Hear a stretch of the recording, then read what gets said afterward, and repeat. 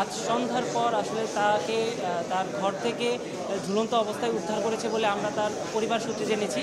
এখানে আসার পর আমরা আসলে কর্তব্যরত চিকিৎসকের সঙ্গে কথা বলেছি। তিনি আমাদেরকে জানিয়েছেন যে আসলে সাদি মাহমুদের গলায় কিন্তু তারা একটি দাগ দেখতে পেয়েছে, যে কারণে তারাও ধারণা করছে যে আসলে তিনি আত্মহত্যা করে থাকতে পারেন।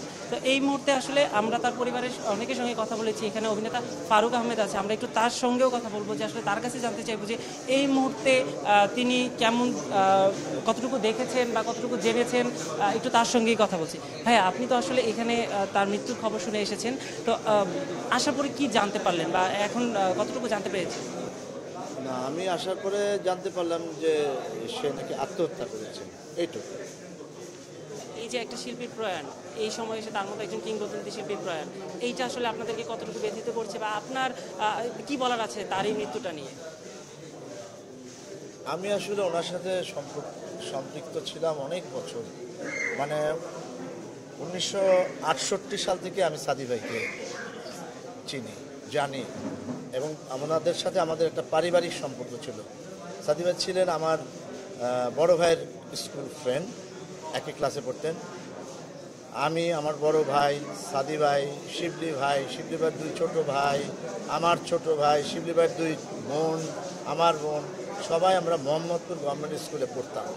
সাদি ভাই পড়তেন আমার বড় ভাইয়ের সাথে, আমি পড়তাম শিবলি ভাইয়ের 1 বছর জুনিয়র, আর ছোট ভাই পড়তেন আরও পরে। তো এইভাবে আমরা একসাথে বেড়ে উঠেছি। আসলে আমি এখানে যে সাদি ভাই সঙ্গীত শিল্পী হিসেবে যে কত বড় মাপের ছিলেন সেটা আসলে সবাই জানে, আপনিও জানেন, দেশবাসীও জানেন, যারা গান শোনে তারা সবাই জানে। আমি এখানে আসছি আসলে পারিবারিক সম্পর্কের টান। আমার মানে অবিশ্বাস্য মনে হচ্ছে যে সাদি ভাই, আমরা যখন ক্লাস 4-এ পড়ি তখন ওরা 7-8-এ পড়ে, 6-8-এ আমরা ওনাদের বাসার সামনে খেলতাম।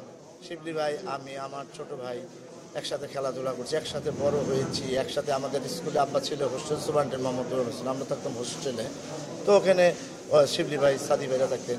আমার বড় ভাইয়ের সাথে বাসায় প্রায় আসতেন, এসে আমার বড় ভাই তখন গান লিখতেন, সাদি ভাই তখন ওই শান্তিনিকেতনে আসার পরে সে গানের সুর দিয়ে বলতো যে তোর গান আমি করবো। উনি তো বেসিক্যালি রবীন্দ্রসঙ্গীত গাইতেন, আমরা আবার সাদি ভাইকে বসে বৈঠক গান হয়তো শুনতাম।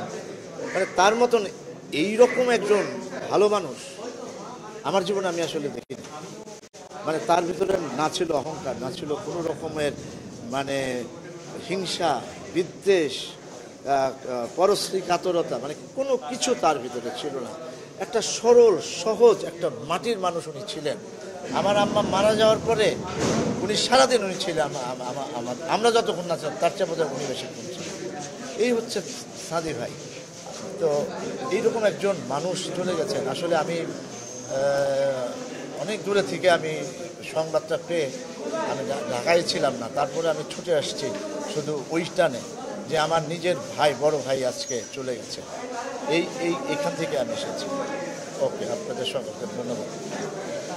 আমরা আসলে যেটা জানতে পেরেছি যে গত বছর মায়ের মৃত্যুর পর থেকেই কিন্তু মানসিকভাবে ভেঙে পড়েছিলেন সাদি মাহমুদ। আসলে তখন থেকেই তিনি খানিকটা ব্যথিত ছিলেন, তাকে নিয়ে তিনি সবসময় মনমরা থাকতেন।